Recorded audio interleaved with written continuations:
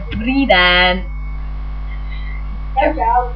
A vítám vás u dalšího let's play za Všech vidí. Dneska se podíváme do podzemí, do arénky a všechno možné. Takže první aréna. No, sílu. Tak ne. Tom 2. Toho bys mohli dát. Snad to vyjde.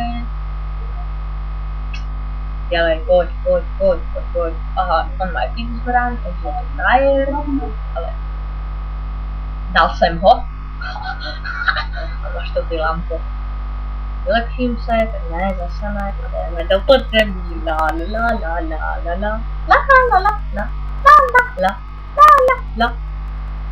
Kurně, já se takhle nemůžu.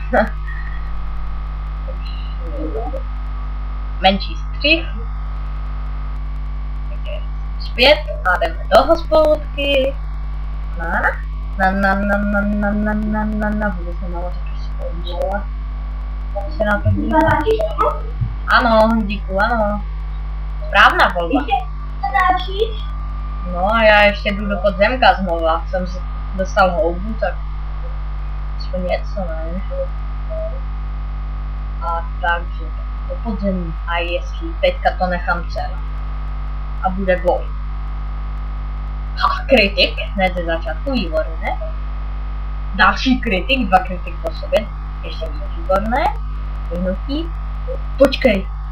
Já vylepšuju jak debil sílu a ne na obratnost. Tak, to jste mi nemohli napsat dokumentu. Hej.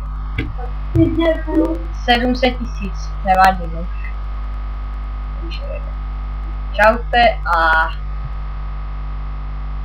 v dalším videu to bude asi tak za 5 hodin. Duš.